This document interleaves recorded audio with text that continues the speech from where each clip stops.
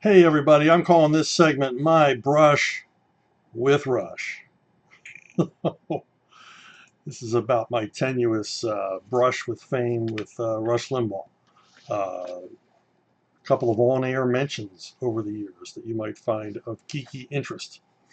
For those of you watching this from countries other than the United States or Canada, Rush Limbaugh is, you probably heard of Rush Limbaugh. You probably didn't hear anything good about Rush Limbaugh, I'm sure.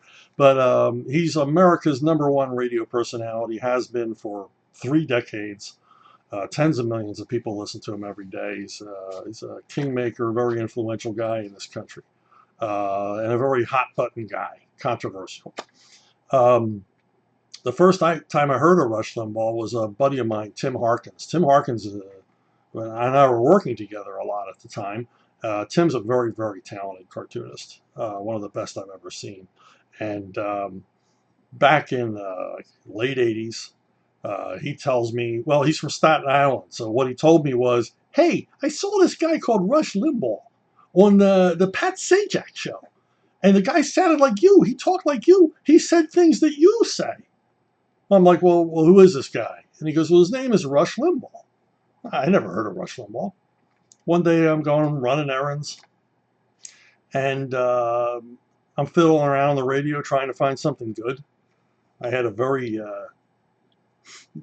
stripped down model Chevy pickup, so I only had AM.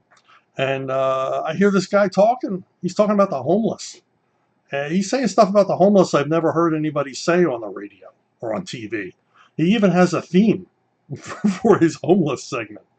And it's not until they go to a station break that they, announce that this is the Rush Limbaugh show. I'm like, hey, this is the guy Harkey was talking about.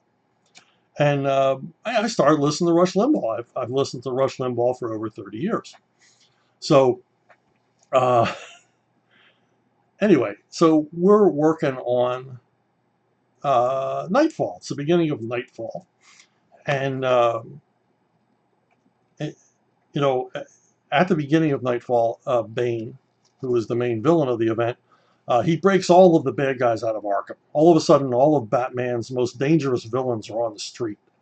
Joker, Riddler, Ventriloquist, Killer Croc. I mean, you name it, they're loose. And it was Bane's idea to sort of weaken Batman, bring him down. And it's a cool idea because it brings in all the classic villains and everybody loves them. Um, so I came up with a gag involving this guy. Hold on here. Let me get him up here. This guy, he's the head psychiatrist at Arkham. And he, in the storyline, in a subplot, he decides that this is a great time to promote himself and promote a book because all the crazies are on the street. Everybody's talking about the Arkham escapees, so this guy's going to, shill a book. So he writes a book called I'm Sane and So Are You. I named this guy, he was the head psychiatrist at Arkham. I named him Simpson Flanders. And it's impossible for me to get my head around this, but the editors didn't get the joke for about 6 months. I don't think it was until his name was said out loud at a bat summit that they caught on. Uh, so he's pushing this book saying that, all these zanies need is love. These dangerous homicidal maniacs, these psychotics, these pyromaniacs, these lunatics who are out to kill everybody, and especially Batman, that they just need a little bit of understanding. And, they're really underneath just like us. So over the course of 4 issues, this is at a time when we were bridging between my my regular artist Mike Netzer and Graham Nolan. So there's these 4 issues, one of which is drawn by Jim Ballant. Another one is drawn by the great Norm Brayfogle. Well, Jim Ballant's great too. I'm not going to leave him out of there. Norm Brayfogle, and then finally Graham Nolan takes over as regular artist, and he and I were together on the Detective Comics title for 5 years. So anyway, this subplot moves across 4 different issues. And what Simpson Flanders does is he goes on television like any other, shill, and pushes his book on the talk shows. And the first guy he runs into is Harry Mann, who's obviously Larry King, suspenders and all the rest of it, the rolled up shirt sleeves. And he goes on the Harry Mann show and pushes his book, and he moves on to a Sally Jesse Raphael type show. Remember, these comics appeared in the 90s. And he's also runs into this guy, name's Link Rambo. It's obviously Rush Limbaugh. And the gag is, and Graham was a regular Rush listener too, um, the gag is that Simpson Flanders is pushing this book, and and all of the hosts that he talked to are like sympathetic. You know, they're like, "Oh, that's fascinating. Tell us more." And "Oh, it's a startling new theory." And I mean, that might work. You know, and it's not until he goes on the Link Rambo show that he gets any kind of pushback. You know, and Link, you know, basically a Rush stand-in, thinks that Simpson Flanders is a nut. You know, he should be locked up. And he poo-poos the whole idea of you know, sympathy for the devil, basically.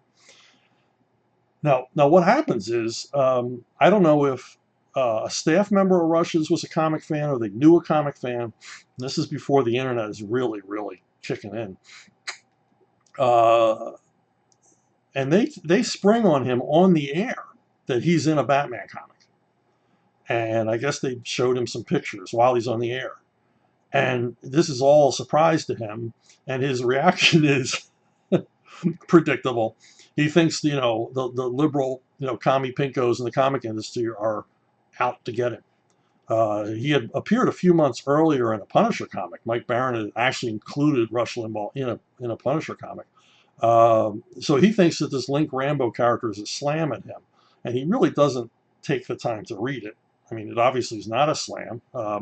He's the only talk show host who, you know, thinks Simpson Flanders' idea is crackpot, you know, liberal rubbish. So, and maybe they explain to him later off the air, but you know, he just does a little bit of a rant. He's kind of disgusted by the whole thing. You know, here he is being pilloried again, and I felt kind of bad about it. You know, and I think I might have even tried to call in, which you could probably, you know, had better luck getting the president of the United States on the phone than getting Rush on the phone. I didn't have days and days and days to spend on hold trying to get on the show. And I thought, well, you know, it is what it is. You know, at least he saw it, even if he didn't like it, had a negative reaction to it. So a few years later, out comes Dark Knight Rises with Bane. And Bane becomes somewhat of a household name. People are talking about the new Batman villain. They're all excited about it. And this is a, you know, he's only appeared once before in a very brief role in Batman and Robin, but here he is again, making a bigger splash, more of a part of the story, more a major character. Well,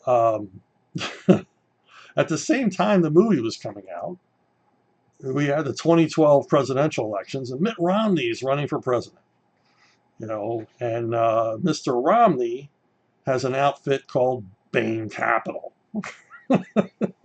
So, um, it's a purely coincidental thing, but somehow it gets started on the internet. And by 2012, now the internet is a real thing. It's entered people's lives more. They're looking to it, the news, and you know, some conspiracy nuts put together that perhaps this new character in Dark Knight Rises is a slap somehow at Mitt Romney, uh, which is ridiculous on the face of it because Bane is not a new character. He was created by Graham Nolan and I circa 1993. So he's been around for 20 years at this point. But, you know, the internet is what it is, right? Well, of course, the story kind of goes viral, and Rush Limbaugh hears about it. And he weighs in. And you know, once again, it's the liberal commie pinkos in the comic book industry and the entertainment industry out to get, you know, Mitt Romney. They're out to get the Republicans. And, you know, he takes his version of the story directly off the internet without any question. And, you know, Rush pushes that, you know, this is yet another Hollywood swipe at conservatives and Republicans. Um, you know, if you see the movie, nothing could be further from the truth. You know, by some accident of fortune, Bain is very much an Occupy Wall Street kind of guy. I mean, Occupy Wall Street happened while the movie was being filmed. I don't think they meant to reference Occupy Wall Street, but Bain's movement to take over Gotham City is very much mirrors those protests. So what happens is, um, once again, I don't even think of trying to call in and correct the record to say, he's not a new character, and he's also not created by liberal commie pinkos. I don't, but I do call in a couple of local radio shows down here in Florida, and it's easy to get on the air. I call in, I say I'm a creator of this new Batman villain, and I got a Rush Limbaugh connection, and everybody, then the host is already talking about Bane versus Bane Capital. And so, I got onto a few shows. I got a whole segment. They put me right on the air, and I got it to kind of clear the air on this whole deal. Now, I don't know if via the internet or via talk radio, jungle drums, Rush hears about this. And he, the following day, apologizes to me personally on the air. I mean, he uses my name. And he says that he's sorry he got it all wrong, that this is not a new character, it's an older character, and that one of the creators, Chuck Dixon, is a lifelong conservative. And, by no means meant this character to have anything to do with either politics or the Mitt Romney campaign.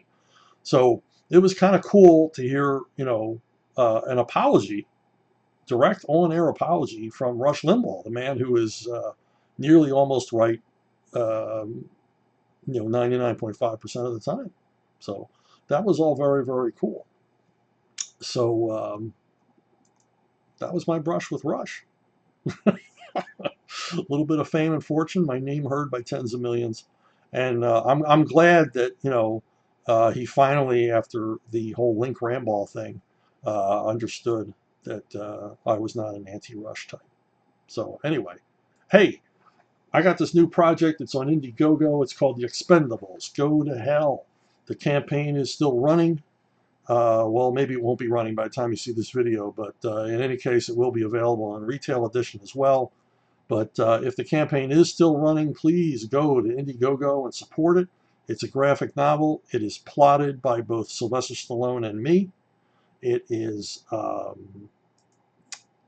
scripted by me, artwork by Graham Nolan, Butch Geist, Kevin West, some other fantastically talented artists. We have a limited edition cover by Dave Dorman.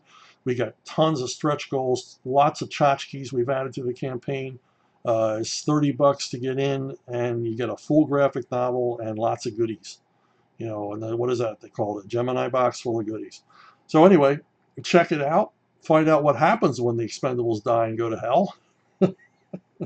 And I will see you all down the road.